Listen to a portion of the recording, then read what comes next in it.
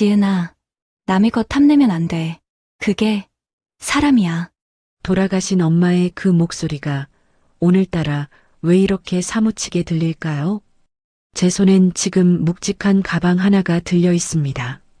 살짝 열어본 틈새로 보이던 그 누런 돈 뭉치들. 당장 내일 쫓겨날 월세방 보증금이, 아니 굶고 있는 내 동생 우유 한 팩이 이 안에 다 들어있는데, 저는 지금 떨리는 다리를 붙잡고 파출소 앞에 서 있습니다. 엄마, 나 진짜 눈 딱 감고 가져가면 안 되는 걸까요? 이바구 시작 전에 구독과 좋아요 부탁드리며 끝까지 함께 해주세요. 제 이름은 김지은, 17살입니다. 남들은 한창 멋부리고 친구들과 떡볶이 사 먹으며 깔깔거릴 나이. 하지만 제 손은 벌써 늙은이처럼 거칠어졌습니다. 불과 몇 시간 전 일이었습니다. 아, 김지은, 너 오늘까지야. 오늘까지 밀린 월세 안 가져오면 내일은 진짜 짐 밖으로 던져버린다. 알았어? 주인 집 아줌마가 현관문을 쾅 하고 발로 차며 소리를 질렀습니다. 얇은 합판 문이 부서질 듯 흔들렸고 그 진동이 방구석에 웅크린 제 등까지 전해졌습니다. 곰팡이가 슬어 퀴퀴한 냄새가 나는 지하 단칸방. 이불을 뒤집어 쓰고 있던 7살짜리 동생 지수가 파들파들 떨며 고개를 내밀었습니다. 누나, 우리 쫓겨나? 나 추운 거 싫은데. 밖에서 자야 돼? 동생의 그 말에 가슴 안쪽 무언가가 툭 하고 끊어지는 것 같았습니다. 지수의 떼꾼한 눈, 영양실조로 누렇게 뜬 얼굴, 앙상하게 마른 손목. 그 모든 게 못난 누나 탓인 것만 같아 숨을 쉴 수가 없었습니다. 아니야. 걱정 마. 누나가 어떻게든 구해올게. 지수야, 형광등 끄고 자고 있어. 누나 우유 돌리고 금방 올게. 저는 도망치듯 집을 나왔습니다. 뒤에서 누나 조심해. 라고 기어 들어가는 동생의 목소리가 들렸지만 차마 뒤돌아볼 수가 없었습니다. 눈물을 보이기 싫었으니까요. 새벽 3시의 거리는 냉장고 속처럼 차갑고 고요했습니다. 무거운 우유 가방을 어깨에 메고 달동네 언덕길을 오르는데 숨이 턱 끝까지 차올랐습니다. 빈속이라 그런지 자꾸만 눈앞이 핑 돌고 다리가 후들거렸습니다. 딱 10만 원만, 아니 5만 원만 주었으면 좋겠다. 바보 같은 상상을 하며 터벅터벅 걷던 그때였습니다. 가로등도 없는 어두운 전봇대 아래 무언가 묵직한 것이 제 발길을 막아섰습니다. 처음엔 누가 버린 쓰레기 봉투인 줄 알았습니다. 그런데 발끝에 닿는 느낌이 다릅니다. 질긴 가죽의 느낌. 고개를 숙여보니 고급스러운 검은색 서류 가방이었습니다. 순간 본능적으로 주위를 살폈습니다. 개미 새끼 한 마리 없는 적막강산. 홀린 듯 가방을 집어들었습니다. 묵직합니다. 그냥 서류만 든 무게가 아니었습니다. 침을 꼴깍 삼키며 지퍼를 열었습니다. 헉! 저도 모르게 입을 틀어막았습니다. 심장이 입 밖으로 튀어나와 아스팔트 위에서 펄떡거리는 것 같았습니다. 돈입니다. 진짜 돈입니다.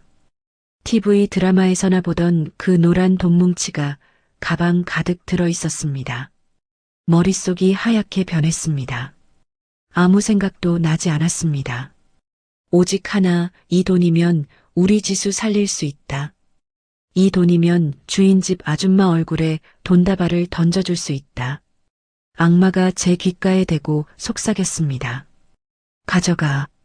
아무도 안 봤잖아. CCTV도 없는 골목이야. 이건 하늘이 너 불쌍해서 준 선물이야. 손이 부들부들 떨려 가방을 떨어뜨릴 뻔했습니다. 그냥 지퍼를 닫고 집으로 뛰면 됩니다. 그러면 오늘부터 지긋지긋한 가난 끝입니다. 발걸음을 집 쪽으로 돌리려던 그 찰나였습니다. 점퍼 안쪽에서 차가운 쇠조각이 제 쇄골뼈에 닿았습니다. 엄마가 돌아가시기 직전 피 섞인 기침을 하며 제 목에 걸어주었던 반쪽짜리 은색 펜던트. 지은아, 엄마가 미안해. 아빠도 없이, 돈도 없이 너만 남겨두고 가서. 엄마의 마지막 눈동자가 떠올랐습니다. 가난했지만 단 한 번도 남의 것을 탐내지 않았던 바보처럼 착하기만 했던 우리 엄마. 남의 눈에 눈물 내면 제 자식 눈에는 피눈물 나는 법이야. 우린 떳떳하게 살자. 그 유언이, 그 마지막 당부가 이 순간 제 발목을 쇠사슬처럼 올감했습니다. 흐흑. 저도 모르게 울음이 터져 나왔습니다. 엄마, 나 착하게 살기 싫어. 착하게 사니까 이렇게 힘들잖아. 나도 그냥 나쁜 년하고 잘 먹고 잘 살면 안 돼? 소리 없는 절규를 삼키며 저는 입술을 깨물었습니다. 비릿한 피 맛이 입안 가득 번졌습니다. 결국 저는 반대편으로 몸을 돌렸습니다. 파출소로 향하는 100m가 100km처럼 멀게만 느껴졌습니다. 한 걸음 뗄 때마다 다시 돌아가. 미쳤어? 그 돈이 얼마인데 하는 생각이 머릿속을 어지럽혔습니다. 하지만 저는 달렸습니다. 멈추면 다시 유혹에 질 것 같아서 미친 사람처럼 파출소 문을 향해 돌진했습니다. 저기요. 파출소 문을 열자마자 훅 끼쳐오는 따뜻한 공기. 졸고 있던 순경 아저씨가 깜짝 놀라 저를 쳐다봤습니다. 저는 데스크 위에 가방을 쾅 내려놓고 그대로 바닥에 주저앉고 말았습니다. 다리가 풀려 일어날 수가 없었습니다. 이게 뭐니? 학생, 괜찮아? 순경 아저씨가 가방을 열어보더니 눈이 휘둥그레져서 무전기를 들고 소리칩니다. 저는 멍하니 앉아 제 낡은 운동화만 바라보았습니다. 잘한 걸까요? 집에 있는 지수는 배고파서 울고 있을 텐데. 내가 지금 무슨 짓을 한 걸까요? 후회가 밀물처럼 밀려오려는 순간, 어디 있어? 내 가방 어디 있어? 파출소 문이 부서질 듯 열리며 누군가 뛰어들어왔습니다. 머리가 하얗게 센 그러나 한눈에 봐도 귀티가 흐르는 할머니였습니다. 고급 코트 자락을 휘날리며 들어온 그분은 얼굴이 사색이 되어 있었습니다. 여기 있습니다. 분실물 신고 들어왔어요.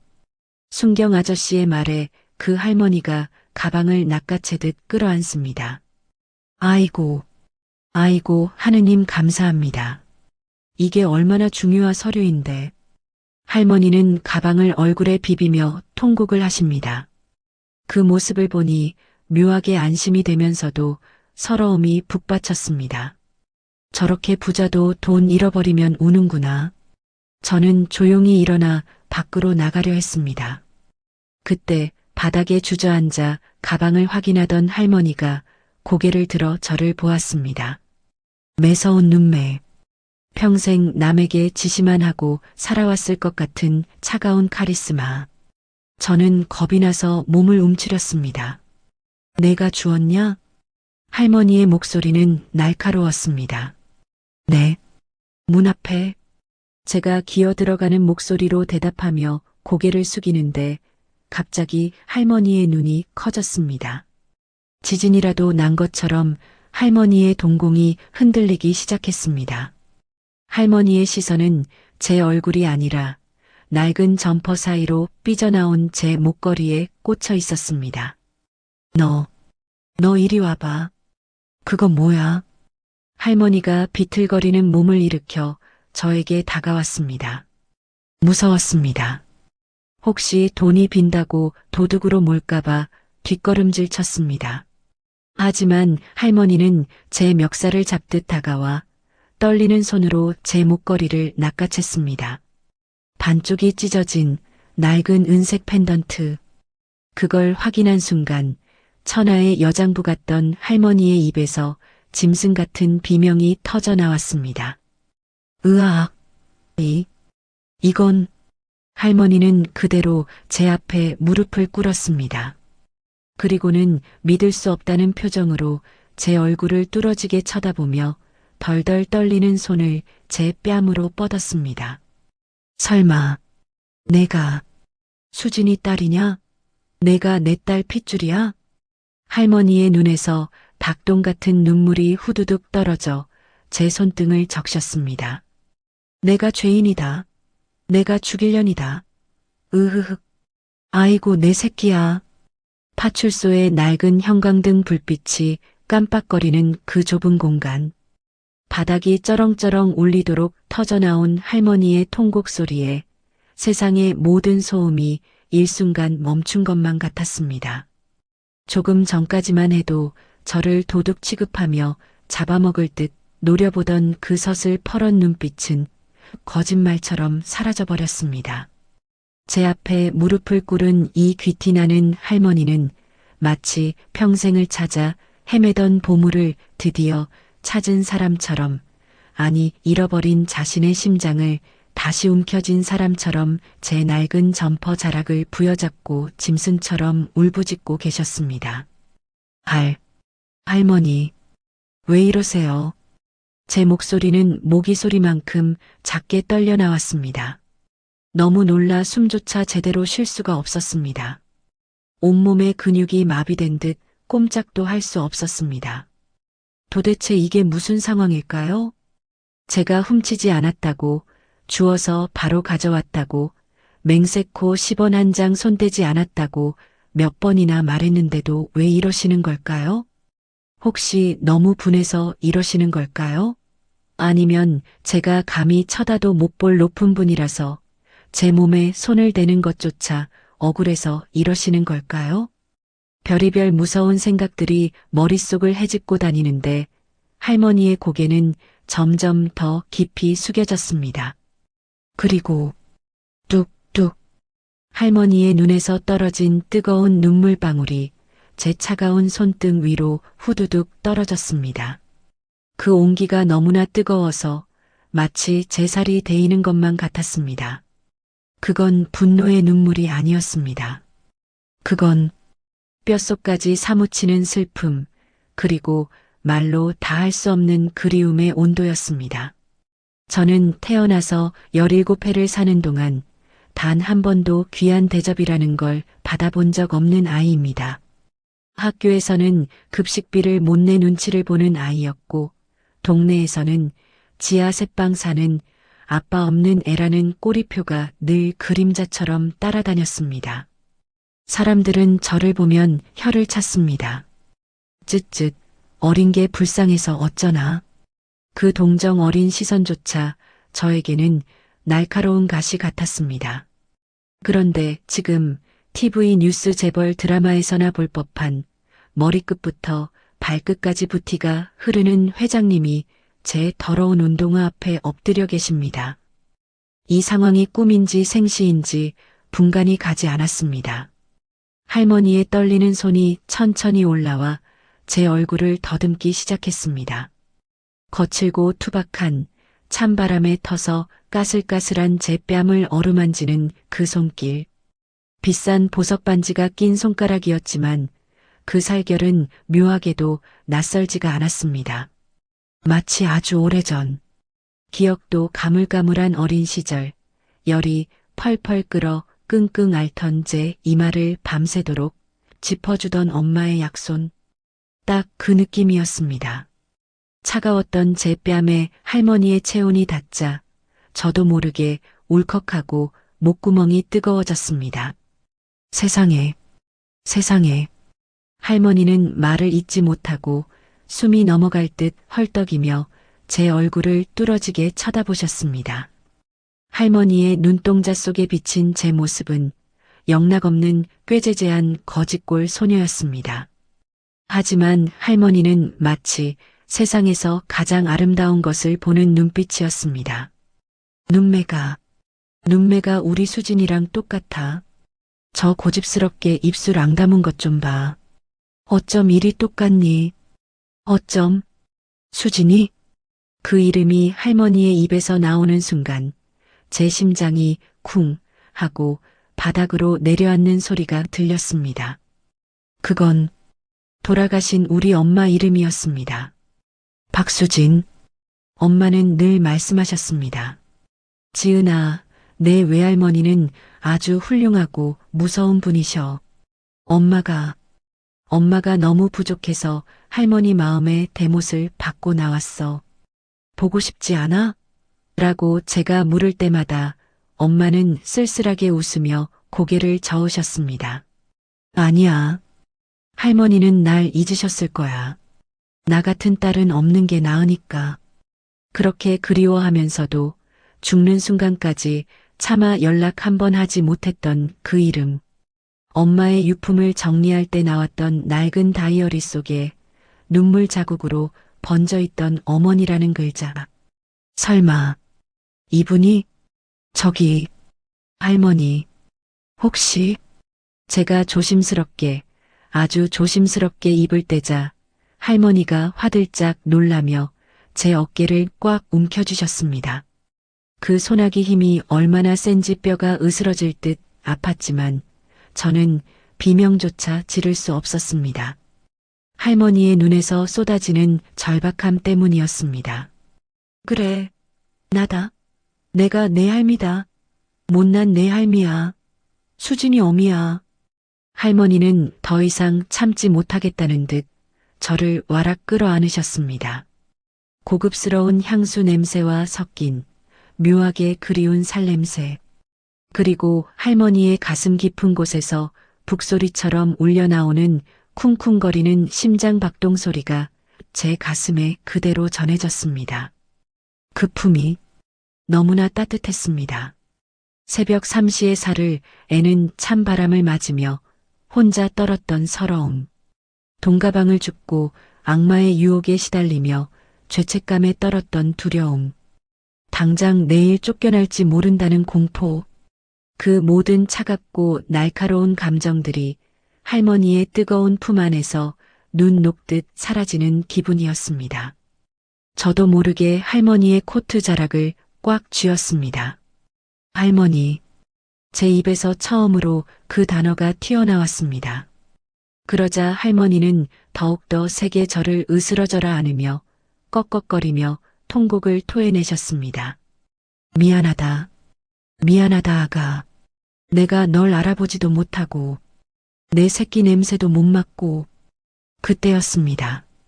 끼잉 마이너스 하는 날카로운 브레이크 소리와 함께 파출소 문이 거칠게 열렸습니다. 검은 양복을 입은 건장한 남자들이 우르르 몰려들어왔습니다. 좁은 파출소가 순식간에 꽉 찼습니다. 회장님, 여기 계셨습니까? 한참 찾았습니다. 비서실장으로 보이는 안경 쓴 중년 남자가 다급하게 외치며 들어오다 그만 자리에 얼어붙고 말았습니다. 그의 눈앞에 펼쳐진 광경은 도저히 믿기 힘든 것이었으니까요. 대한민국 굴지의 대기업 총수, 피도 눈물도 없다는 철의 여인 박 회장이 파출소 시멘트 바닥에 주저앉아 꾀죄죄한 소녀를 끌어안고 울고 있었으니까요. 회장님? 지금 뭐 하시는? 비서실장의 당황한 목소리에도 할머니는 미동도 하지 않으셨습니다. 그저 제 등을 쓸어내리고 제 머리카락을 쓰다듬으며 혼잣말처럼 중얼거리셨습니다. 살아있었어. 살아있었어. 내 딸이 남기고 간 씨앗이 살아있었어. 한참을 그렇게 우시던 할머니가 천천히 몸을 일으키셨습니다. 비틀거리는 할머니를 제가 부축해드리자 할머니는 제 손을 꼭 잡고 놓지 않으셨습니다. 그리고 고개를 들어 비서들을 바라보는 순간 조금 전까지 눈물 범벅이 되어 오열하던 그 약한 할머니의 모습은 온데간데 없었습니다. 눈물 자국은 그대로였지만 눈빛만은 다시 그 서슬퍼런 호랑이의 눈으로 돌아와 있었습니다. 할머니는 저를 등 뒤로 쓱 감추시더니 비서들을 향해 낮지만 벼락 같은 목소리로 명령하셨습니다. 김 실장. 네, 회장님. 차 대기시켜. 제일 편안한 차로. 알겠습니다. 그런데 이 학생은 김 실장이 의아한 눈빛으로 제 낡은 운동화와 때 묻은 점퍼를 훑어보았습니다. 그 시선이 기분 나빠 저는 할머니 등 뒤로 더 숨었습니다. 그 모습을 본 할머니의 눈썹이 꿈틀했습니다. 눈 깔아. 네. 어디 감히 내 손녀를 그런 눈으로 봐. 눈 안 깔아? 할머니의 호통 소리에 김 실장은 물론 옆에 있던 순경 아저씨들까지 화들짝 놀라 차렷 자세를 취했습니다. 네. 손녀요? 김 실장의 입이 딱 벌어졌습니다. 그래.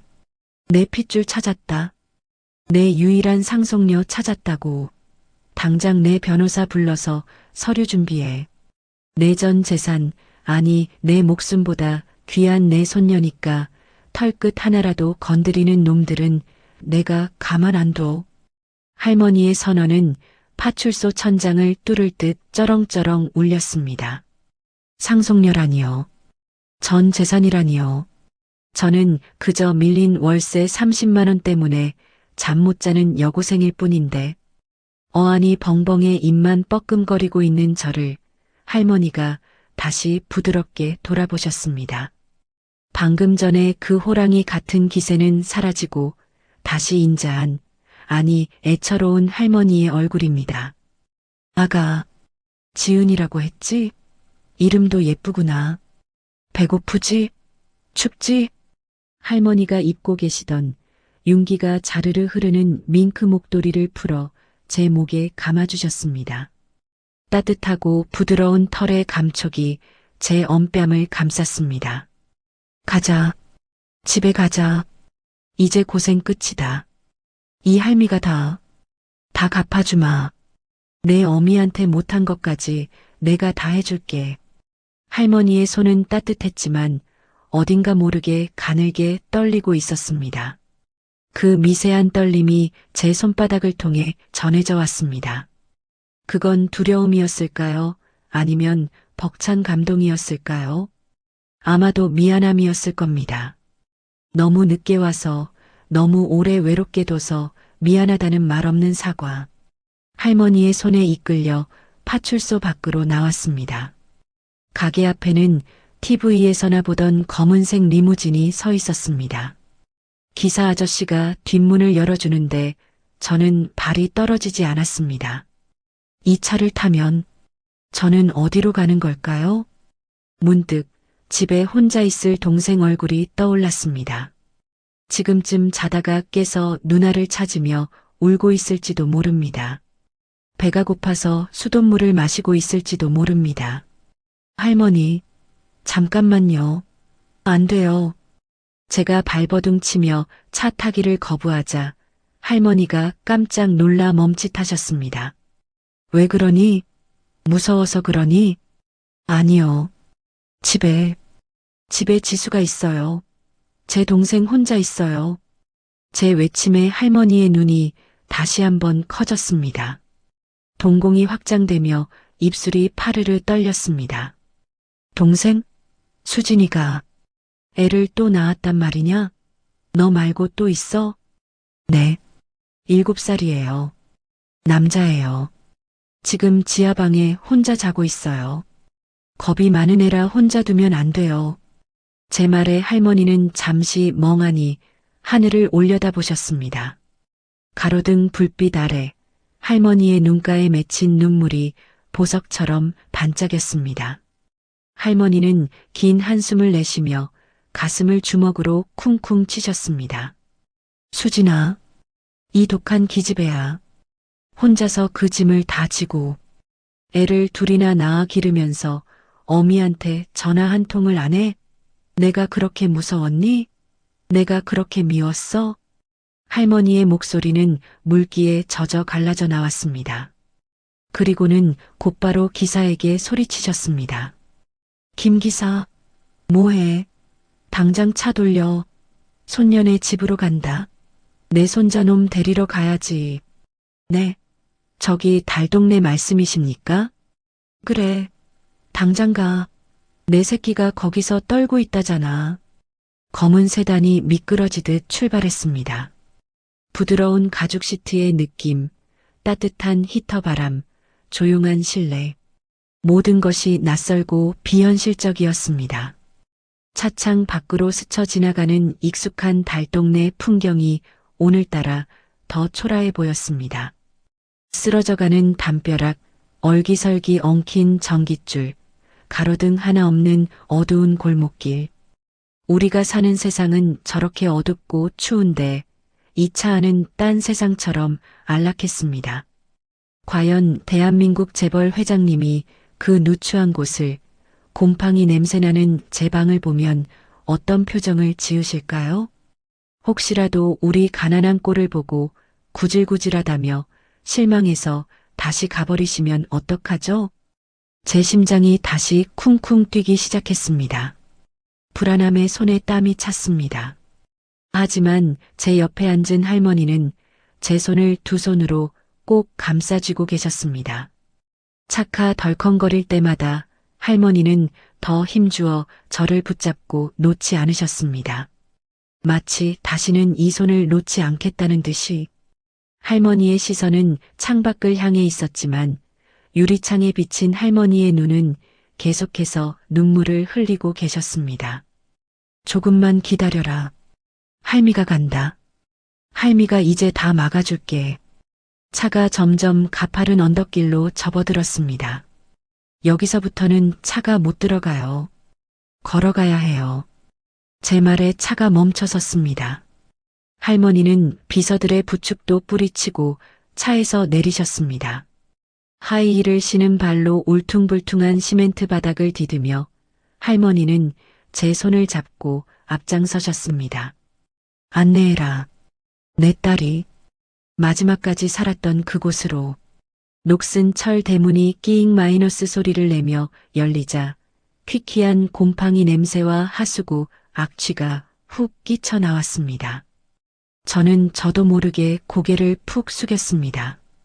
매일 맡는 냄새라 익숙해진 줄 알았는데 향수 냄새 은은한 할머니 옆에 서니 이 냄새가 왠지 제 몸에서 나는 것만 같아 얼굴이 화끈거렸습니다. 깨진 유리창에는 찬 바람을 막으려 박스테이프가 덕지덕지 붙어 있었고 좁은 마당 한 구석에는 주인 집에서 내놓은 다 탄 연탄재가 뒹굴고 있었습니다.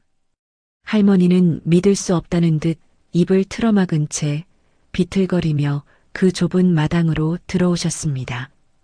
비싼 하이힐 굽이 깨진 시멘트 바닥 틈에 끼어 휘청거렸지만 할머니는 아랑곳하지 않고 오직 저 낡은 방문 하나만을 향해 돌진하셨습니다. 할머니, 신발은 여기서 벗으셔야 해요. 턱이 높아서. 제가 조심스럽게 말씀드리자 할머니는 대답도 없이 신발을 아무렇게나 벗어 던지고 방 안으로 기어 들어가듯 들어오셨습니다. 형광등 스위치를 켜자 깜빡깜빡거리던 불빛 아래 적나라하게 드러난 방 안 풍경. 천장 모서리에는 검은 곰팡이가 지도처럼 피어 있었고 벽지는 습기 때문에 누렇게 떠서 덜렁거렸습니다. 한쪽 구석에는 어제 저녁 우리가 먹다 남긴 퉁퉁 부른 라면 냄비가 덩그러니 놓여 있었고 벽에 걸린 못에는 제 낡은 교복과 동생의 구멍난 내복이 빨래처럼 걸려 있었습니다. 그리고 그 좁은 방 한가운데 솜이 다 죽어 얇디 얇은 이불 하나를 뒤집어 쓰고 새우잠을 자고 있는 내 동생 지수. 할머니는 그 자리에 털썩 주저앉으셨습니다. 수백만 원짜리 비단 치마가 더러운 장판 바닥에 쓸리는 것도 모른 채 할머니는 떨리는 손으로 차가운 방바닥을 짚으셨습니다. 차가워. 방이 왜 이렇게 차가워? 불도 안 떼고 자는 거야? 얼음장 같잖아. 보일러가 고장나서요. 기름 넣을 돈도 없고. 제 대답에 할머니의 가슴이 쿵 하고 내려앉는 소리가 들리는 듯 했습니다. 할머니는 덜덜 떨리는 손을 이불 속으로 넣어 자고 있는 지수의 등을 쓰다듬으셨습니다. 아이고, 뼈밖에 없네. 만져지는 게 뼈밖에 없어. 할머니의 따뜻한 손길에 지수가 뒤척이며 눈을 떴습니다. 누나, 벌써 왔어? 부시시한 눈을 비비며 일어난 지수는 제 옆에 앉아 눈물을 흘리고 있는 낯선 할머니를 보고 눈이 휘둥그레졌습니다. 누구세요? 지수의 겁먹은 물음에 할머니는 대답 대신 와락 지수를 끌어안으셨습니다. 아가, 내 강아지, 할미다. 내가 내 할미야. 갑작스러운 포옹에 지수가 놀라 저를 쳐다보았습니다. 저는 눈물을 삼키며 고개를 끄덕여 주었습니다. 지수야, 인사해. 우리 외할머니셔. 엄마의 엄마. 엄마의 엄마. 지수의 눈이 반짝였습니다. 그럼 우리 엄마 데려온 거야? 엄마도 같이 왔어? 천진난만한 지수의 그 한마디가 방 안에 있던 모든 사람의 가슴을 칼로 베어내는 것 같았습니다. 할머니의 울음소리가 더 커졌습니다. 그래, 엄마 대신 할미가 왔다. 엄마가 못해준 거 할미가 다 해줄게. 미안하다, 아가. 할미가 너무 늦어서 미안해. 그때였습니다. 할머니의 시선이 방 한쪽 구석에 놓인 작은 밥상을 향했습니다. 거기엔 우리가 매일 밥을 먹을 때마다 인사를 하는 엄마의 영정사진이 놓여 있었습니다. 액자살 돈이 없어 두꺼운 종이에 풀로 붙여 세워놓은 엄마의 증명사진. 환하게 웃고 있는 젊은 시절의 엄마 얼굴. 그 사진을 본 순간 할머니는 짐승이 울부짖는 듯한 소리를 내며 사진 앞으로 기어가셨습니다. 수진아. 할머니는 영정사진을 두 손으로 감싸 쥐고 가슴에 품으셨습니다. 이 나쁜 기집애야. 이 독한 년아. 어떻게 이 꼴을 하고 어미보다 먼저 가니. 왜? 할머니는 방바닥을 주먹으로 내리치며 통곡하셨습니다. 내가 잘못했다. 내가 졌다. 내가 이겼어. 그냥 데리고 들어올걸. 그깟 자존심이 뭐라고. 내 새끼를 이 지옥 같은 곳에 내버려 두고. 내가 죽일년이다. 내가 너를 죽였어. 할머니의 절규는 단순한 슬픔이 아니었습니다. 그것은 뼈를 깎는 후회였고 자신을 향한 저주였습니다.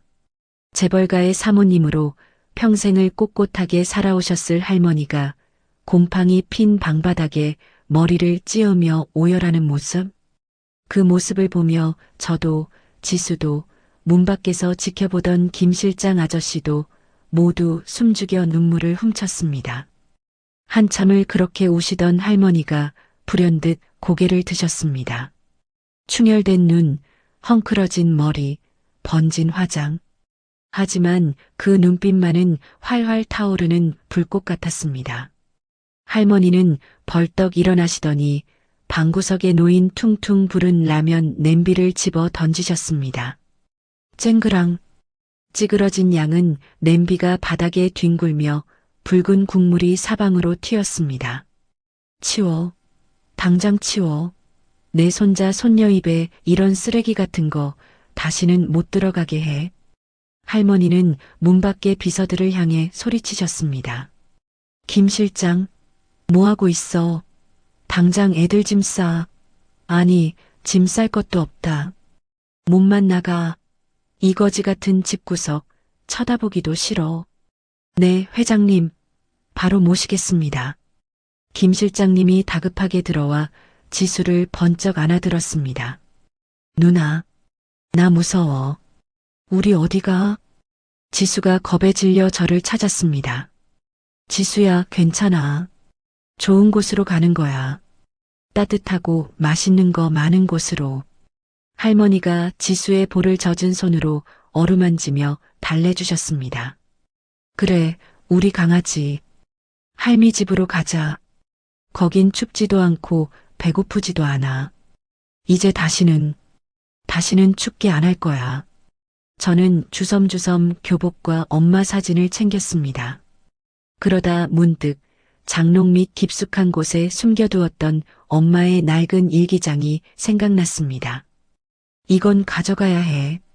먼지 쌓인 일기장을 꺼내 품에 안으려는 순간 일기장 사이에서 툭 하고 무언가가 떨어졌습니다. 꼬깃꼬깃하게 접힌 편지 봉투 하나. 겉면에는 비뚤배뚤한 글씨로 사랑하는 우리 엄마에게라고 적혀 있었습니다. 이게 뭐지? 제가 편지를 집어들자 할머니가 낚아채듯 그 편지를 가져가셨습니다. 떨리는 손으로 봉투를 여는 할머니. 누렇게 바랜 편지지에는 엄마의 눈물 자국이 번진 글씨가 빼곡했습니다. 엄마, 죄송해요. 불효녀 수진이에요. 오늘이 엄마 60번째 생신인데 찾아뵙지도 못하고 멀리서 편지만 써요. 엄마, 나 엄마 원망 안 해. 엄마 마음 다 알아. 나 엄마 딸로 태어나서 행복했어. 비록 지금은 가난하게 살지만 지은이 낳고 기르면서 엄마 마음을 조금은 알 것 같아. 자식 키우는 게 이렇게 아프고 예쁜 거였구나.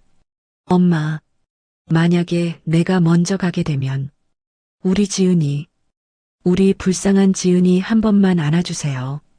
엄마 닮아서 똑똑하고 예쁜 아이예요. 제발 내 새끼는 나처럼 살지 않게 해주세요. 사랑해요, 엄마. 다음 생엔 말 잘 듣는 착한 딸로 태어날게요. 편지를 읽어 내려가던 할머니의 손이 사시나무처럼 떨렸습니다. 할머니의 입에서 짐승의 신음 같은 소리가 새어나왔습니다. 그리고 다시 한번 할머니는 편지를 가슴에 품고 그 자리에 무너지셨습니다. 수진아, 내 딸아, 밥은 먹고 다녔니? 아플 때 약은 사 먹었니? 이 바보 같은 거 사. 할머니의 눈물로 편지지가 젖어 들어갔습니다. 그 눈물은 엄마에게 닿지 못한 사과였고 뒤늦게 도착한 사랑의 답장이었습니다.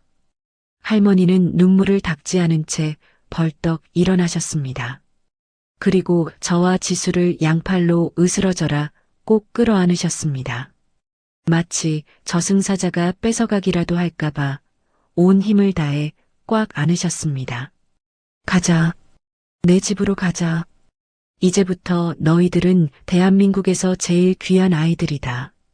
누구도 너희를 무시 못해. 할미가 목숨 걸고 지킬 거야. 할머니의 목소리에는 서리빨 같은 결기가 서려 있었습니다. 우리는 그렇게 쫓기듯, 아니 탈출하듯 지옥 같던 달동네 단칸방을 빠져나왔습니다.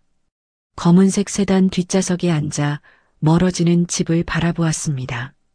지긋지긋했던 가난, 뼈를 깎는 추위, 참을 수 없던 배고픔, 그 모든 것이 저 어둠 속으로 사라지고 있었습니다.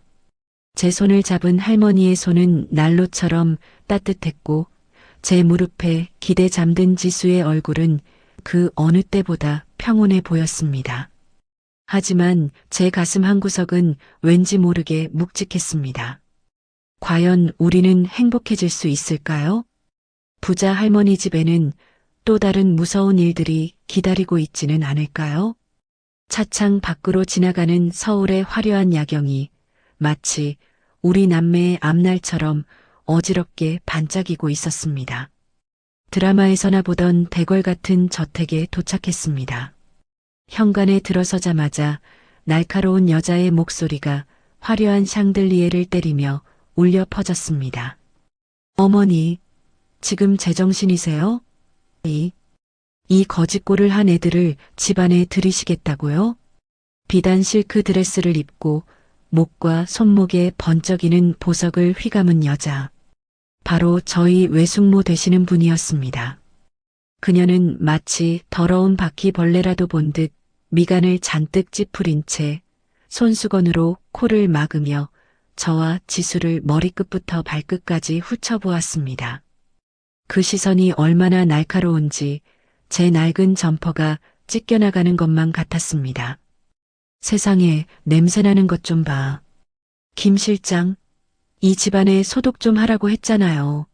어디서 시궁창 냄새가 나나 했더니 외숙모는 자신의 아이들, 그러니까 저에게는 사촌이 되는 두 아이를 등 뒤로 감추며 비명을 지르듯 소리쳤습니다. 얘들아, 가까이 오지 마. 저런 애들한테 닿으면 병균 옮아. 피부병 생긴단 말이야. 그 말에 지수가 겁에 질려 제 옷자락을 꽉 쥐며 등 뒤로 숨었습니다.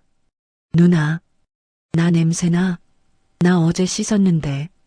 동생의 그 말에 제 가슴이 무너져 내렸습니다. 저도 모르게 고개가 푹 숙여졌습니다. 얼굴이 화끈거려 견딜 수가 없었습니다. 금방이라도 다시 나가고 싶었습니다. 차라리 춥고 배고픈 단칸방이 곰팡이 냄새나는 우리 집이 마음은 더 편할 것 같았습니다. 닥쳐. 그때 할머니의 벼락 같은 호통이 거실을 뒤흔들었습니다. 할머니는 지팡이를 바닥에 쾅 하고 내리찍으며 외숙모를 잡아먹을 듯 노려보셨습니다. 거지? 병균? 지금 내 손자 손녀한테 뭐라고 했냐? 아니, 어머니. 진정하세요. 제 말은 출처도 모르는 애들을 갑자기 데려오시면 유전자 검사는 해보셨어요? 요즘 돈 노리고 접근하는 사기꾼들이 얼마나 많은데. 외숙모는 억울하다는 듯 눈을 흘기며 대꾸했습니다. 할머니가 비웃음을 날리며 한 발짝 다가가셨습니다. 출처? 내 딸 수진이 핏줄이다. 내 새끼들이야. 내 눈이 증거고 내 가슴이 증거야. 내 눈엔 얘네가 거지로 보이냐? 내 눈엔 세상에서 제일 귀한 보석으로 보인다. 어머니, 한 번만 더 그따위 주둥이 놀렸다간 내 발로 이 집에서 나가게 될 줄 알아. 알몸으로 쫓겨나고 싶지 않으면 입 다물어. 할머니의 서슬 퍼런 기세에 외숙모는 입을 다물었지만 눈빛만은 독사처럼 번들거렸습니다. 자, 밥부터 먹자. 배고프지? 김 실장, 상 차려. 제일 맛있는 걸로. 내 새끼들 배가 등가죽에 붙었다. 할머니의 손에 이끌려 들어간 식당은 학교 운동장만큼이나 넓었습니다. 천장에는 눈이 부실 정도로 화려한 조명이 달려 있었고 식탁은 끝이 보이지 않을 정도로 길었습니다. 그 길고 긴 대리석 식탁 위에는 TV 드라마에서나 보던 이름도 모를 음식들이 가득 차려져 있었습니다. 윤기가 자르르 흐르는 갈비찜, 붉은 랍스터, 잡채, 형형색색의 전들. 꼬르륵 소리가 날 만큼 배가 고팠지만 맞은편에 앉은 외숙모와 사촌들의 눈초리가 너무 따가워 젓가락을 들 수가 없었습니다. 그들은 마치 동물원의 원숭이를 구경하듯 포크를 든 채 저희 남매를 빤히 쳐다보고 있었습니다. 마치 내까지 것들이 이런 음식을 먹을 자격이 있어? 라고 묻는 것 같았습니다. 저는 죄인처럼 고개를 숙이고 있는데 옆에 앉은 지수가 제 옷깃을 잡아당겼습니다. 누나, 나 고기 먹어도 돼? 저거 갈비야? 지수가 눈치를 보며 조그맣게 속삭였습니다. 7살 아이가 배고픔을 참으며 눈치를 보는 모습에 눈시울이 붉어졌습니다. 그럼 다 먹어도 돼. 다 내 거다. 많이 먹어라 내 새끼. 할머니가 그 소리를 들으셨는지 직접 큼지막한 갈비를 집어 지수의 밥그릇에 수북이 올려주셨습니다. 자, 해봐라. 할미가 먹여줄게. 지수가 조심스럽게 입을 벌려 고기를 받아 먹으려는 순간이었습니다. 아, 그거 내 거야. 맞은편에 앉아있던 통통한 사내아이, 제 사촌 동생이 소리를 빽 질렀습니다. 할머니, 왜 쟤한테만 줘요? 그거 내가 제일 좋아하는 부위란 말이야. 더러운 거지가 왜 내 밥상에서 밥을 먹어. 그 아이는 포크로 식탁을 쾅쾅 내리치며 때를 썼습니다. 엄마, 쟤네 내보내. 밥맛 떨어져서 못 먹겠어. 놀란 지수가 그만 입에 넣으려던 고기를 식탁 위에 떨어뜨리고 말았습니다. 그리고는 겁에 질려 으앙 하고 울음을 터뜨렸습니다. 누나 무서워. 집에 갈래? 여기 싫어. 저는 황급히 지수를 안아주며 떨어진 고기를 손으로 주워 휴지에 쌌습니다. 죄송합니다. 죄송합니다. 애가 아직 어려서. 저도 모르게 입에 밴 사과가 튀어나왔습니다. 평생을 죄송하다는 말을 입에 달고 살아서인지 잘못한 것도 없는데 저절로 고개가 숙여졌습니다. 그때 외숙모가 입가에 비웃음을 띠며 코웃음을 쳤습니다. 어머, 쟤 좀 봐. 떨어진 걸 주워 먹네. 역시 천안 피는 못 속인다더니. 애 교육을 어떻게 시켰길래 저 모양이니? 어머니, 보셨죠? 수준 떨어져서 같이 밥 못 먹겠어요.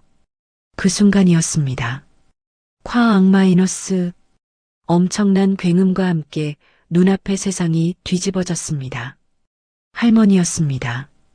이른이 넘은 노인의 힘이라고는 도저히 믿기지 않을 정도로 할머니는 식탁볼을 두 손으로 잡아채 밥상을 통째로 엎어버리셨습니다.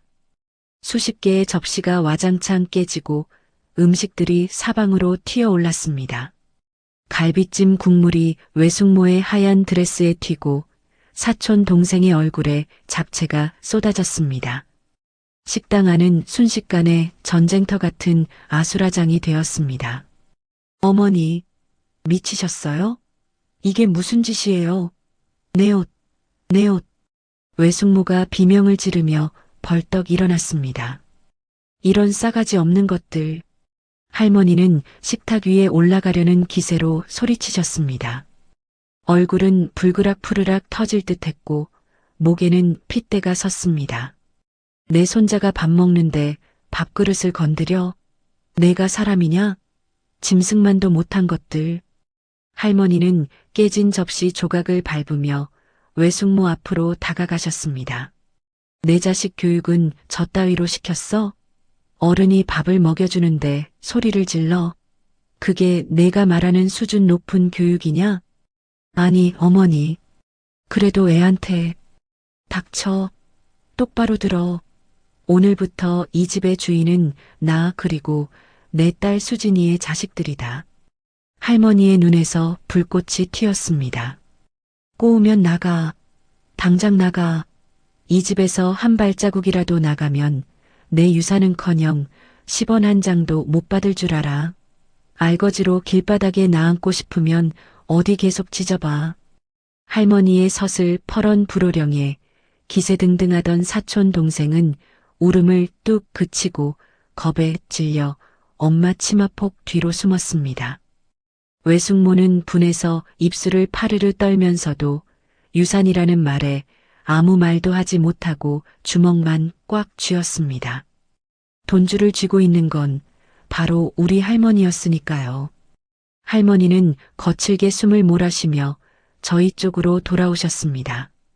그리고는 옷에 묻은 음식물을 털어주며 방금 전에 야차 같던 얼굴을 거두고 다시금 눈물을 글썽이셨습니다. 놀랐지? 미안하다. 할미가 성질이 못돼 먹어서. 우리 강아지 놀랐어? 할머니는 덜덜 떨고 있는 지수를 품에 꼭 안아주셨습니다. 다시 차려줄게. 따뜻한 밥 다시 먹자. 저런 것들 신경 쓰지 마. 할머니의 품은 여전히 따뜻했지만 심장은 쿵쿵거리며 빠르게 뛰고 있었습니다. 이제 아무도 너희 못 건드려. 할미가 다 죽여버릴 거야. 내 눈에 흙이 들어가기 전엔 절대 너희 눈에 눈물 안 나게 할 거야. 그러니까 마음 놓고 먹어. 알았지? 그날 밤 저는 대리석 바닥이 아닌 푹신한 오리털 침대 위에서 잠이 들었습니다. 옆에서 새근거리며 자는 지수의 볼에 아까 먹은 고기 덕분인지 살이 조금 오른 것 같아 보였습니다. 꿈만 같은 하루였습니다. 하지만 잠들기 전 방문 틈으로 저는 보았습니다. 복도 끝 어두운 구석에서 누군가와 은밀하게 통화하며 저를 노려보던 외숙모의 섬뜩한 눈빛을요. 네, 변호사님. 유전자 검사 다시 해야겠어요. 아무래도 가짜 같아요. 그 노인네가 노망이 나서 아무나 데려온 게 분명해요. 어떻게든 쫓아내야죠. 내 아들 몫을 뺏기게 생겼는데.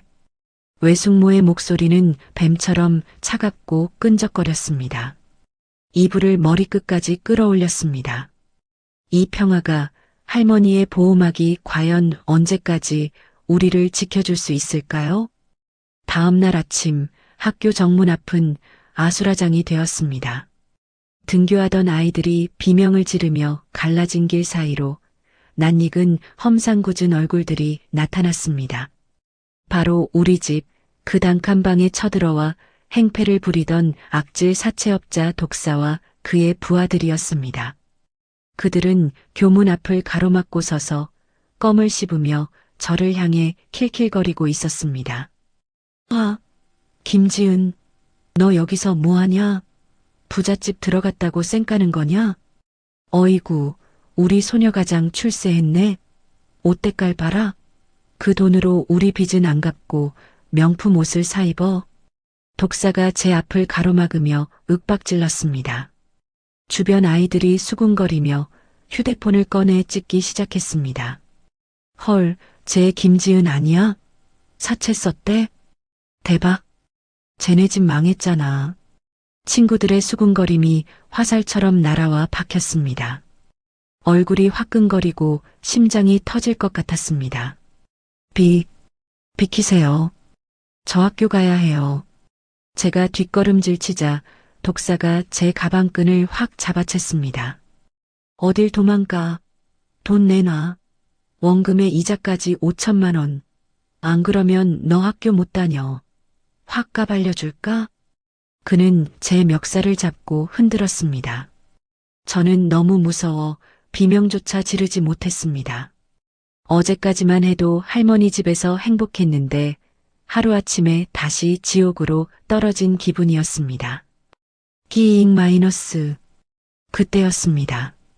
고급스러운 검은색 세단 세대가 교문 앞에 미끄러지듯 멈춰 섰습니다. 맨 앞차의 문이 열리고 검은 양복을 입은 건장한 경호원들이 우르르 내렸습니다. 그리고 뒷좌석 문이 열리더니 선글라스를 낀 백발의 여인이 천천히 차에서 내렸습니다.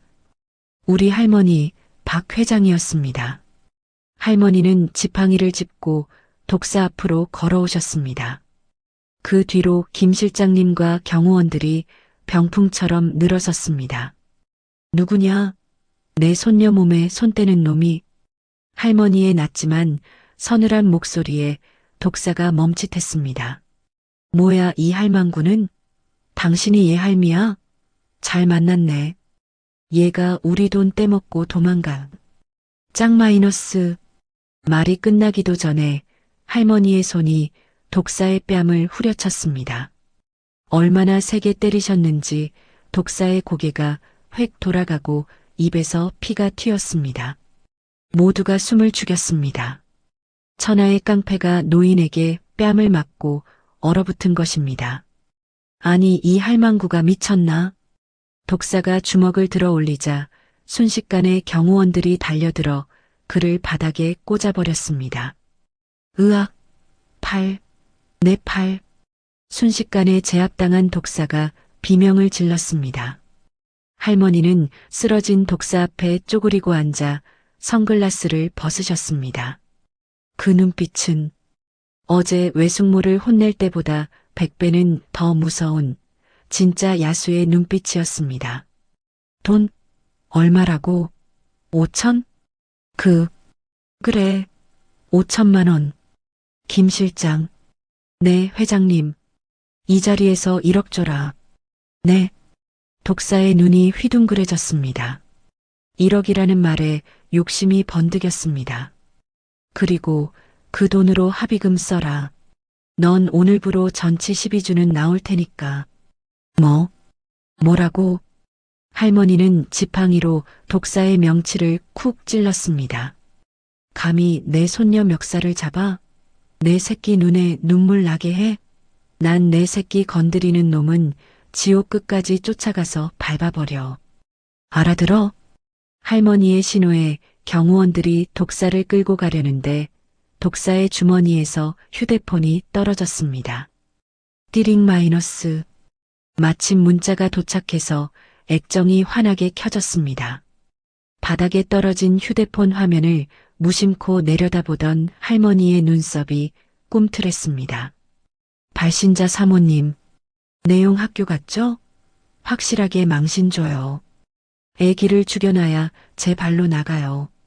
성공하면 보너스 2배 줄게요. 할머니가 떨리는 손으로 휴대폰을 집어들었습니다. 사모님이라는 이름 옆에 저장된 번호.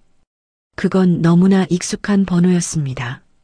바로 어제 저녁 제 밥상을 없게 만들었던 며느리 외숙모의 번호였습니다. 아?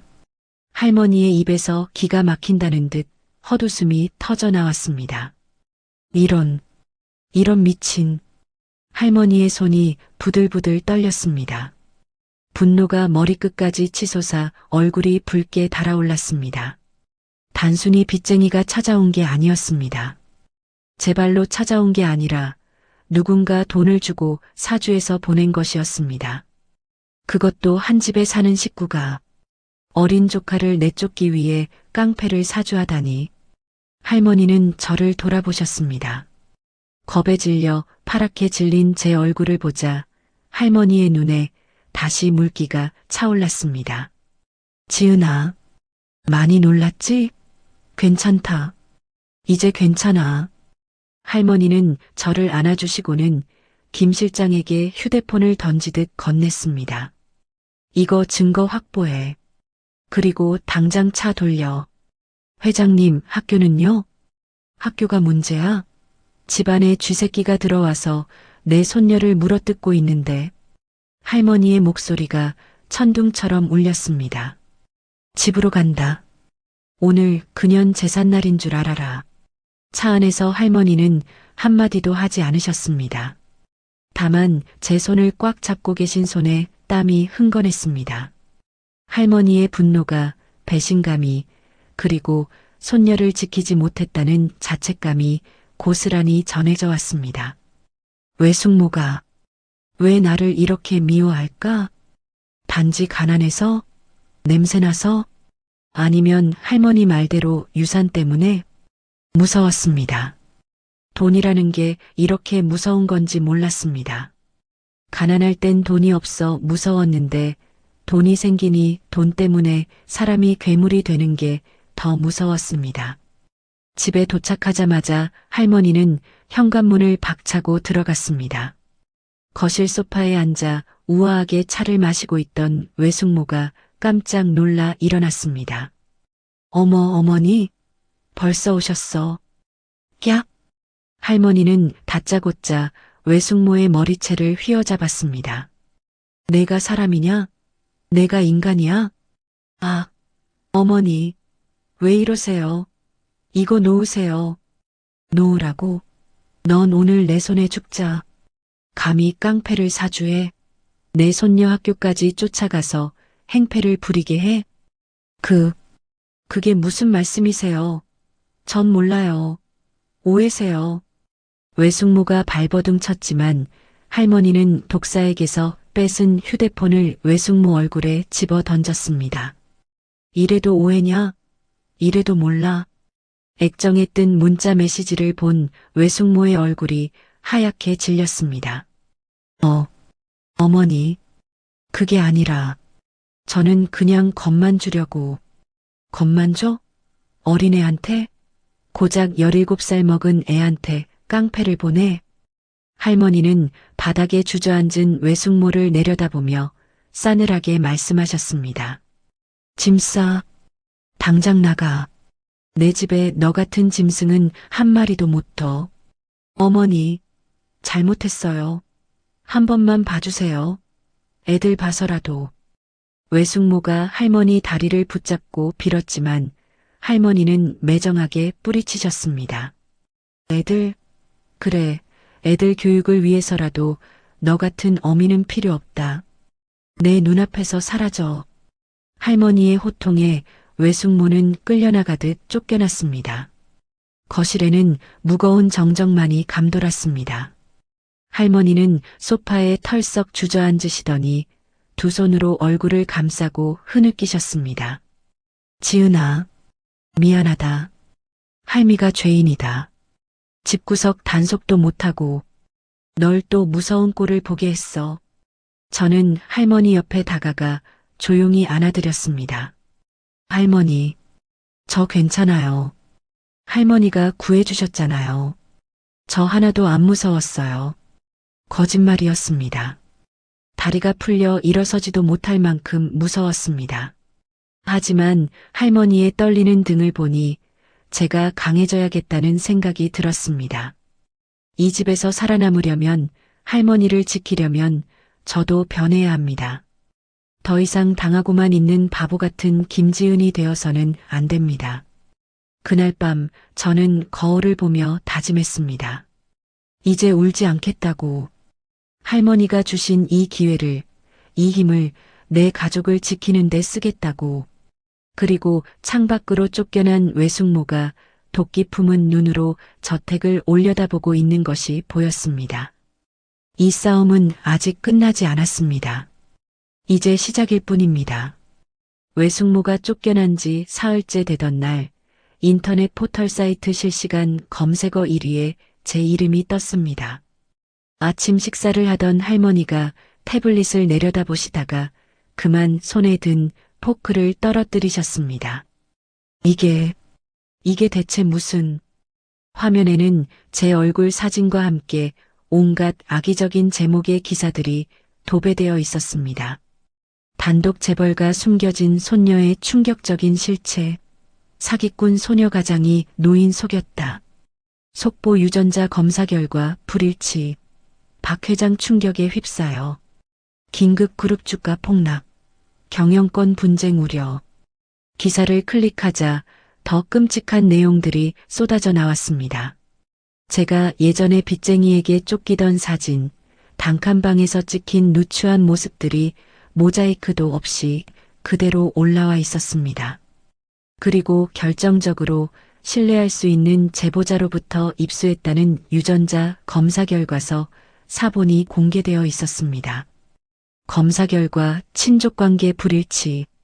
저는 숨이 막혔습니다. 심장이 얼어붙는 것 같았습니다. 거짓말이에요. 할머니, 이거 거짓말이에요. 제가 울먹이며 말하자 할머니가 저를 꽉 안아주셨습니다. 알아. 조작이야. 이건 완전히 조작된 거야. 우리 검사 결과는 99.9% 일치였잖니. 누군가 가짜 서류를 만든 거야. 하지만 할머니의 목소리도 떨리고 있었습니다.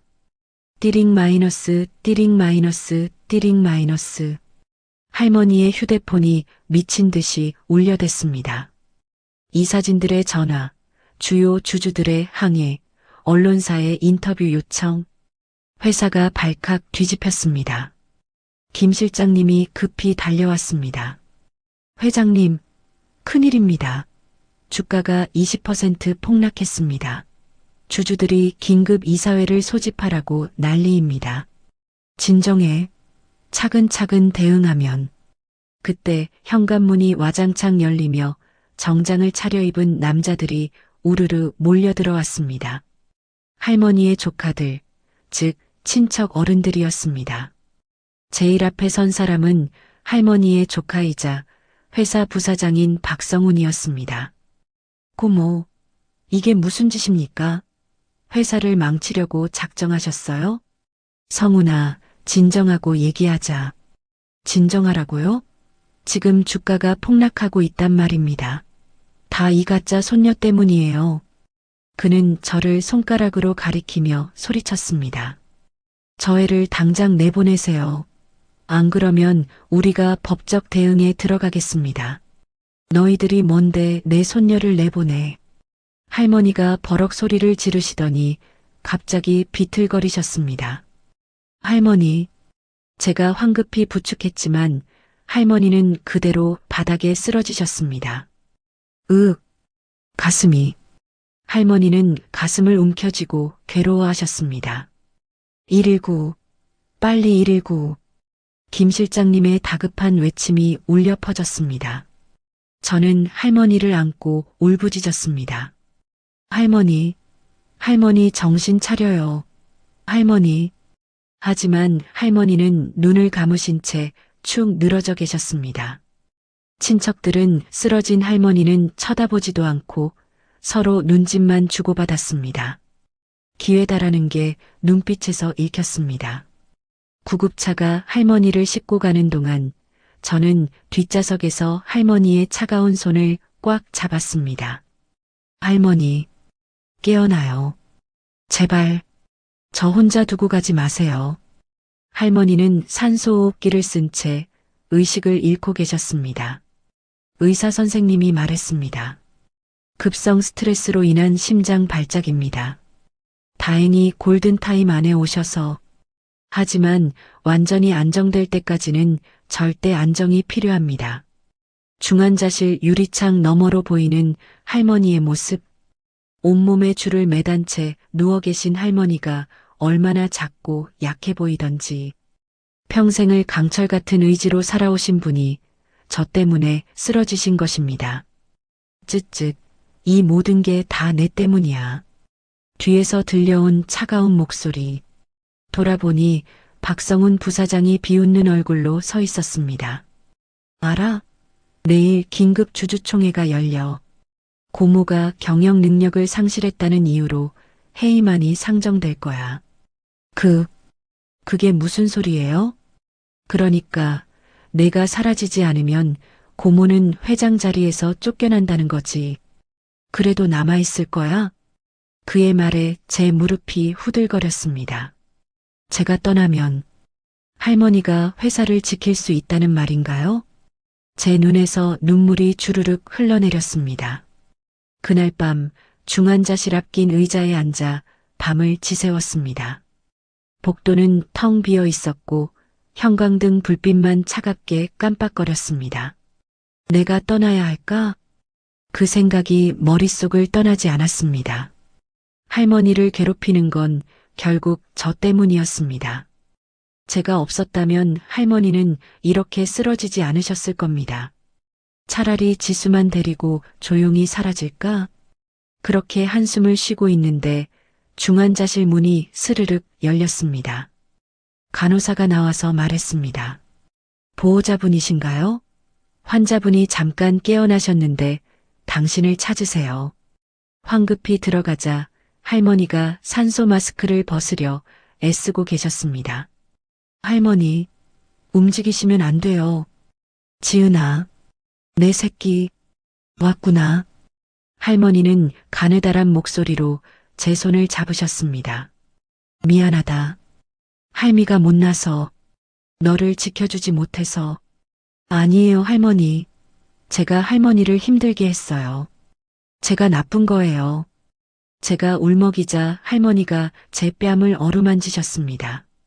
지은아, 할미 말 들어. 내일 주주총회가 열려. 알아요. 제가 떠날게요. 그럼 할머니가. 아니다. 할머니의 눈빛이 번쩍 빛났습니다. 넌 가면 안 돼. 절대로. 하지만 내 대신 내가 가라. 주주총회에. 네. 저는 귀를 의심했습니다. 넌 이제 내 상속녀야. 내 집은 15%를 물려받았어. 넌 주주야. 당당하게 들어가서 내 자리를 지켜. 할머니는 가쁜 숨을 몰아쉬며 말씀하셨습니다. 할미는 못 가. 하지만 넌 갈 수 있어. 가서 그 도둑놈들한테 보여줘. 내 손녀가 누군지. 그 순간 제 안에서 무언가 터져 나왔습니다. 두려움이 아니라 분노였습니다. 할머니를 쓰러뜨린 그들, 저를 가짜라고 몰아간 그들, 돈 때문에 가족을 배신한 그들. 더 이상 당하고만 있을 수 없었습니다. 알았어요, 할머니. 제가 갈게요. 제 목소리는 떨리지 않았습니다. 제가 할머니를 지킬게요. 아무도 할머니를 건드리지 못하게 할게요. 할머니의 눈에서 눈물이 흘러내렸습니다. 그래, 내 새끼. 엄마 닮아서 독하구나. 다음 날 아침, 저는 교복을 단정히 차려입었습니다. 거울 속의 제 모습은 어제와 달랐습니다. 눈빛이 달라져 있었습니다. 더 이상 도망치지 않겠다고, 싸우겠다고 다짐한 눈빛이었습니다. 김 실장님이 준비한 검은 세단에 올라탔습니다. 아가씨, 준비되셨습니까? 네. 가요. 차가 출발했습니다. 창밖으로 스쳐 지나가는 서울 풍경이 어제와는 다르게 보였습니다. 이제 저는 도망치는 소녀가장이 아닙니다. 박 회장의 손녀, 15% 지분을 가진 주주입니다. 주주총회장 앞에 도착하자 기자들이 우르르 몰려들었습니다. 저기 나온다. 김지은 맞아? 유전자 검사 결과는 사실인가요? 플래시가 터지고 마이크가 쏟아졌습니다. 저는 선글라스를 벗고 당당하게 정면을 바라보았습니다. 안녕하세요. 박 회장의 손녀 김지은입니다. 주주총회 참석하러 왔습니다. 그리고 회의장 문을 밀고 들어갔습니다. 회의장 안은 술렁거렸습니다. 박성훈을 비롯한 친척들이 경악한 표정으로 저를 쳐다보았습니다. 뭐야, 저 애가 왜 여기 있어? 보안, 저 애네 보내. 하지만 김 실장님이 서류 뭉치를 탁자에 내려놓았습니다. 김지은 양은 회장님으로부터 15% 지분을 승계받은 정식 주주입니다. 이해 있으신 분? 회의장이 조용해졌습니다. 저는 천천히 제자리로 걸어갔습니다. 그리고 마이크를 잡고 입을 열었습니다. 제가 가짜라고 하셨죠? 증명해 드리겠습니다. 지금부터 제 말이 거짓이라면 제가 가진 모든 상속권을 포기하고 이 자리에서 제 발로 나가겠습니다. 제 말이 끝나자마자 회의장 안은 마치 찬물을 끼얹은 듯 고요해졌습니다. 수백 명의 주주들이 숨을 죽인 채 단상 위에 선 교복 입은 소녀인 저를 바라보고 있었습니다. 제 앞에 앉은 박성훈 부사장과 친척들의 얼굴이 붉게 달아올랐습니다. 어린 게 어디서 말장난이야. 여기가 학교인 줄 알아? 박성훈이 책상을 쾅 치며 벌떡 일어났습니다. 보안, 뭐해? 당장 저 미친 애를 끌어내. 보안 요원들이 우르르 다가오려 하자 김 실장님이 제 앞을 막아섰습니다. 손끝 하나라도 건드리면 업무방해 및 주주권리 침해로 고소하겠습니다. 김 실장님의 단호한 목소리에 보안 요원들이 멈칫했습니다. 저는 떨리는 손을 주먹 쥐어 감추고 품 안에서 USB 하나를 꺼냈습니다. 여러분, 제가 가짜라는 증거로 제시된 유전자 검사 결과 보셨죠? 제가 USB를 노트북에 연결하자 대형 스크린에 아까 기사에서 봤던 친자 불일치 결과지가 떴습니다. 회의장이 술렁거렸습니다. 저거 봐. 가짜 맞잖아. 뻔뻔하게 어디서. 야유가 쏟아지려던 찰나 제가 화면을 넘겼습니다. 그러자 새로운 문서가 나타났습니다. 그것은 바로 유전자 검사기관 내부 감사 보고서였습니다. 문서에는 담당 연구원에게 3억을 주고 조작을 의뢰한 박성훈 부사장의 이름이 있었습니다. 이게 뭐야? 박성훈의 얼굴이 사색이 되었습니다. 이건 모함이야. 조작이야. 조작이라고요? 그럼 이 목소리는 누구 목소리일까요? 제가 재생 버튼을 눌렀습니다. 치지직거리는 잡음 섞인 소리 사이로 너무나 익숙하고 또렷한 목소리가 흘러나왔습니다. 김 박사 알지? 무조건 불일치로 나오게 해. 0%로. 돈은 입금했으니까. 아주버님, 이번엔 확실한 거죠? 그 노인네 충격받아 쓰러지게 만들어야 돼요. 그래야 우리가 다 먹죠. 걱정 마, 재수씨. 이번엔 완벽해. 그 거지 같은 계집애도 같이 매장해 버릴 테니까. 녹음 파일이 재생되는 동안 회의장은 죽은 듯이 조용해졌습니다. 주주들의 시선이 일제히 박성훈과 친척들에게 꽂혔습니다. 경멸과 분노가 섞인 시선들이었습니다. 아니야. 이건 다 조작이야. 가짜라고. 박성훈이 악을 쓰며 단상으로 뛰어 올라오려 했습니다. 그때였습니다. 끼잉 마이너스. 회의장 뒷문이 열리고 휠체어 한 대가 들어왔습니다. 링거대를 꽂은 채 휠체어에 앉아 있는 백발의 노인. 하지만 그 눈빛만은 형형하게 살아있는 나의 할머니 박 회장이었습니다. 할머니, 제가 마이크를 놓고 단상 아래로 뛰어내려갔습니다. 할머니, 안 돼요. 의사 선생님이 안정이 필요하다고. 할머니는 제 손을 꼭 잡으시더니 천천히 휠체어에서 일어나셨습니다. 다리가 후들거리셨지만 할머니는 제 어깨에 의지해 똑바로 서셨습니다. 그리고 박성훈을 향해 지팡이를 겨누셨습니다. 성훈아, 고모, 내 손녀 말이 틀린 게 있니?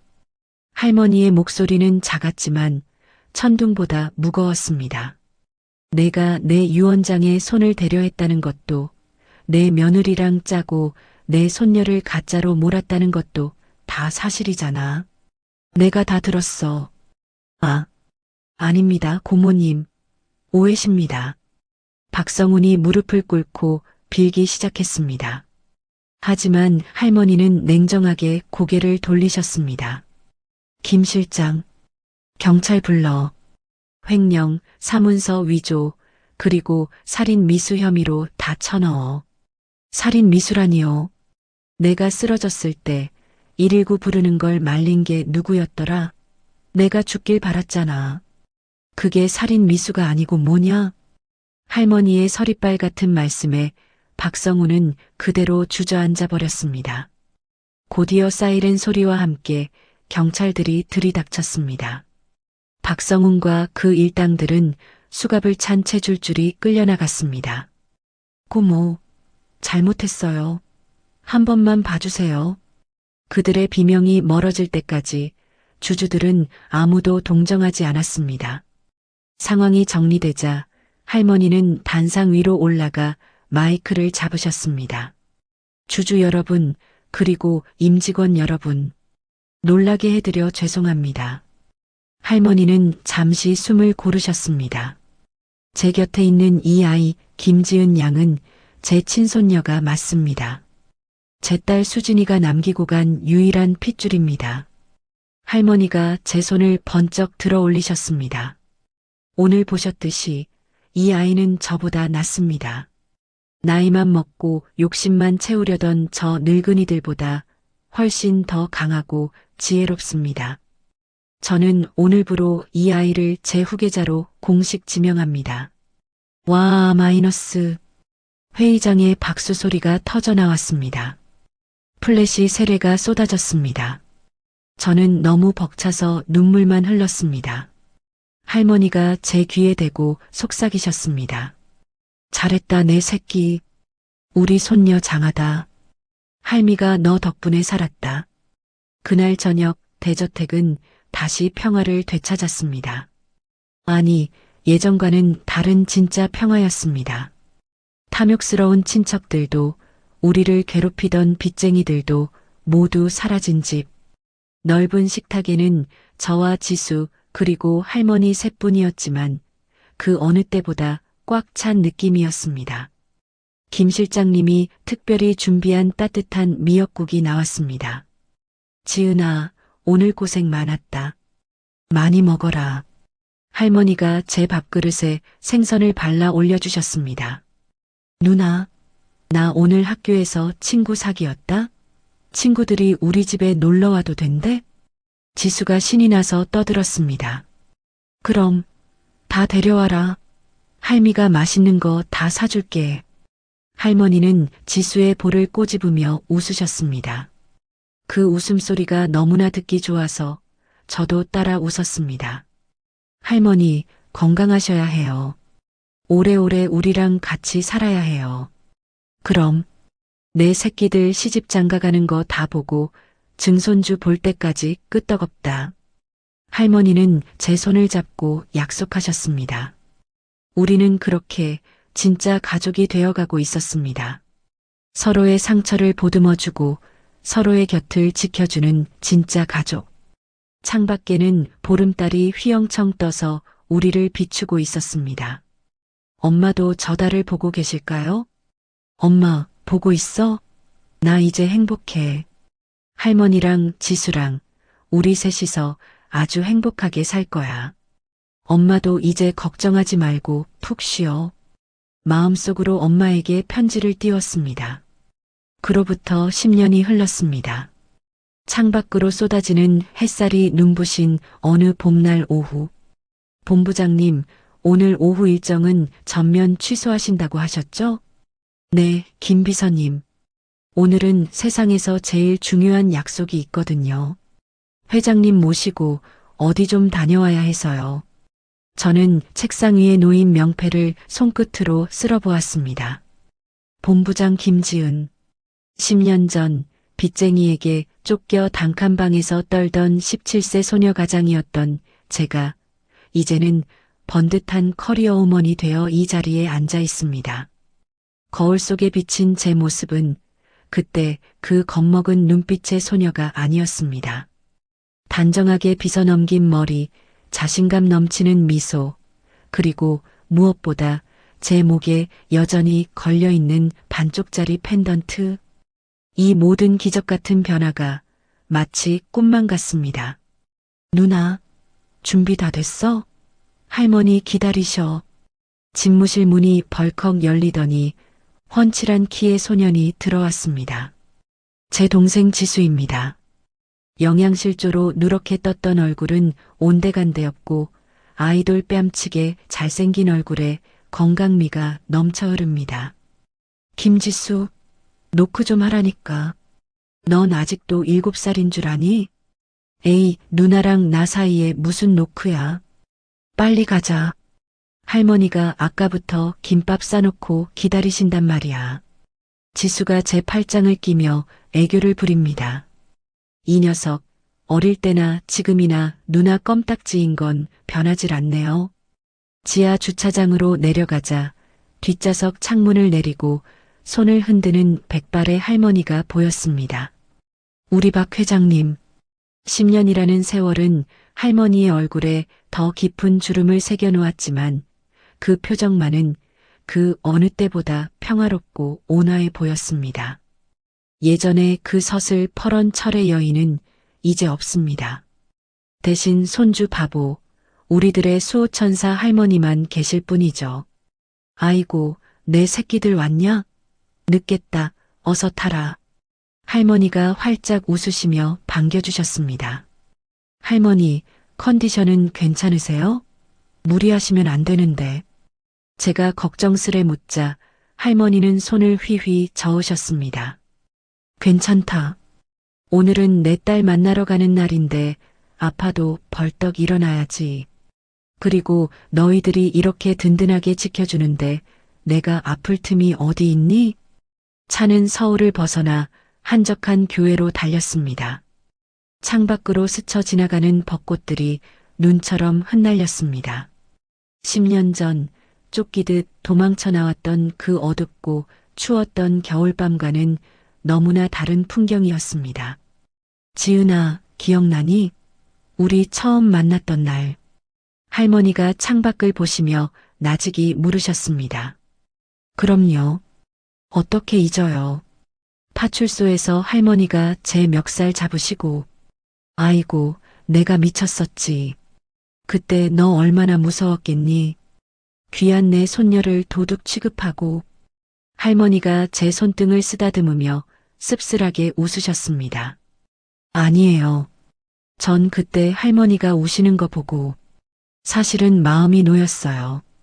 아, 이분은 나쁜 사람이 아니구나. 그냥 마음이 많이 아픈 분이구나 싶었거든요. 마음이 아팠지. 찢어졌지. 널 볼 때마다 수진이가 보여서 너무 미안하고 너무 반가워서. 할머니의 눈가에 다시 물기가 어린 듯 했습니다. 옆에 있던 지수가 분위기를 바꾸려 짐짓 큰 소리로 끼어들었습니다. 아, 할머니. 울면 안 돼요. 오늘 엄마한테 가서 웃는 모습만 보여주기로 했잖아요. 자꾸 울면 엄마가 속상해해요. 그래. 우리 지수 말이 맞다. 오늘은 기쁜 날이다. 울면 안 되지. 할머니가 손수건으로 눈가를 꾹꾹 누르셨습니다. 드디어 도착한 추모공원. 따스한 양지 바른 곳에 엄마의 비석이 서 있었습니다. 사랑하는 딸, 그리고 어머니 박수진, 여기 잠들다. 비석 주변은 잡초 하나 없이 깨끗했습니다. 할머니가 관리인을 시켜 매일 돌보게 하셨으니까요. 우리는 준비해온 꽃다발과 할머니가 직접 싼 김밥, 그리고 엄마가 좋아했던 믹스커피 한 잔을 올렸습니다. 수진아, 엄마 왔다. 할머니가 비석을 어루만지며 인사를 건네셨습니다. 많이 기다렸지? 오늘은 혼자 안 오고 내 보물들 데리고 왔다. 할머니는 저와 지수를 엄마 앞에 세우셨습니다. 봐라. 내 딸 지은이 이렇게 훌륭하게 컸다. 회사에서도 일 잘한다고 소문이 자자해. 내가 못다 한 공부 얘가 다 하고 이제 나보다 더 똑똑하다. 그리고 요 녀석 지수 좀 봐라. 어릴 땐 비실비실하더니 이제 아주 징그러울 정도로 컸어. 축구한다고 뛰어다니는데 아주 날쌔기가 다람쥐 같아. 할머니의 자랑이 끝없이 이어졌습니다. 마치 엄마가 바로 옆에서 듣고 있는 것처럼 할머니는 도란도란 이야기를 나누셨습니다. 10년 전 영정사진을 붙들고 통곡하던 그 처절한 슬픔은 이제 따뜻한 그리움으로 바뀌어 있었습니다. 저는 조용히 엄마 앞에 무릎을 꿇었습니다. 엄마, 저 왔어요. 지은이에요. 목이 메어 잠시 말을 잇지 못했습니다. 엄마, 저 약속 지켰어요. 지수 안 굶기고 남의 것 탐내지 않고 엄마 말대로 떳떳하게 살았어요. 그래서 복 받았나 봐요. 이렇게 좋은 할머니 만나서 눈물이 뚝뚝 떨어져 잔디를 적셨습니다. 엄마, 거기선 안 아프지? 돈 걱정 안 하고 추운 거 걱정 안 하고 편안하게 있는 거지? 나 엄마 너무 보고 싶었는데 이제는 괜찮아. 나 행복해 엄마. 그러니까 엄마도 이제 우리 걱정 그만하고 푹 쉬어. 제 어깨 위로 따뜻한 손길이 느껴졌습니다. 할머니였습니다. 할머니는 저를 그리고 지수를 품에 꼭 안아주셨습니다. 그래, 수진아. 걱정 마라. 내가 내 목숨 다하는 날까지 이 아이들 지킬게. 그리고 나중에 내가 너 만나러 가면 그때 우리 못다 한 이야기 실컷 하자. 그때는 내가 너한테 맛있는 밥 실컷 해줄게. 미안했다 내 딸아. 사랑한다 내 딸아. 새 모녀. 아니 할머니까지 3대가 함께한 그 자리엔 슬픔 대신 따스한 봄바람이 불어왔습니다. 산소에서 내려오는 길. 할머니가 갑자기 멈춰 서시더니 하늘을 올려다보셨습니다. 지은아, 지수야. 네, 할머니. 너희들은 할미가 밉지 않니? 네. 그게 무슨 말씀이세요? 내가 너희를 너무 늦게 찾았잖아. 너희 엄마 그렇게 고생하다 가게 하고 너희들도 그 험한 꼴 당하게 하고 난 가끔 내가 죄인 같아서. 할머니는 여전히 과거의 죄책감을 마음 한구석에 품고 계셨던 겁니다. 저는 할머니의 주름진 손을 두 손으로 감싸쥐었습니다. 할머니, 그런 말씀 마세요. 저희한테 할머니는 기적이에요. 기적? 네. 캄캄한 터널 속에 갇혀 있었는데 할머니가 손 내밀어 주셨잖아요. 늦게 오신 게 아니라 딱 우리가 무너지기 직전에 와주신 거예요. 엄마가 보내주신 선물처럼요. 지수도 거들었습니다. 맞아요. 나 할머니 아니었으면 지금쯤 어디서 껌 팔고 있었을지도 몰라요. 할머니 덕분에 대학도 가고 축구도 하고 얼마나 좋은데요. 할머니는 우리 슈퍼맨이에요. 지수가 알통을 만들어 보이며 너스레를 떨자 할머니가 빵 터져 웃으셨습니다. 허허, 이 녀석하곤. 그래, 고맙다. 이렇게 반듯하게 커줘서 고맙고 이 못난 할미 곁에 있어줘서 고마워. 우리는 벤치에 앉아 기념사진을 찍기로 했습니다. 자, 다들 웃으세요. 김치 치즈. 지수가 셀카봉을 높이 들었습니다. 화면 속에 백발의 할머니, 듬직한 청년이 된 지수, 그리고 활짝 웃는 제가 담겼습니다. 배경으로 흩날리는 벚꽃잎들이 마치 축복처럼 우리 위로 쏟아져 내렸습니다. 찰칵. 사진 속에 영원히 박제된 우리의 행복한 순간. 이 사진은 엄마의 영정사진 옆에 나란히 놓일 것입니다. 엄마도 사진 속에서 우리와 함께 웃고 계시겠죠? 집으로 돌아가는 차 안 할머니는 피곤하셨는지 제 어깨에 기대 잠이 드셨습니다. 할머니의 규칙적인 숨소리를 들으며 저는 창밖을 바라보았습니다. 10년 전 동가방을 줍고 파출소 앞에서 망설이던 그 17살 소녀에게 말해주고 싶었습니다. 지은아, 잘했어. 그때 그 선택이 양심을 지켰던 그 순간이 너를 구했어. 조금만 더 견뎌. 곧 봄이 올 거야. 이렇게 따뜻하고 눈부신 봄이 반드시 올 거야. 어둠이 내린 서울의 야경은 10년 전과 똑같이 화려하게 반짝이고 있었지만 이제 그 불빛들은 더 이상 차갑거나 두렵지 않았습니다. 저 수많은 불빛 중 하나가 우리 가족을 비추고 있다는 사실, 그리고 이제는 제가 누군가에게 그 불빛이 되어줄 수 있다는 사실에 가슴이 벅차올랐습니다. 저는 잠든 할머니의 손을 살며시 잡고 마음속으로 조용히 맹세했습니다. 받은 사랑만큼 베풀며 살겠다고. 세상의 모든 지은이들에게 희망을 주는 사람이 되겠다고.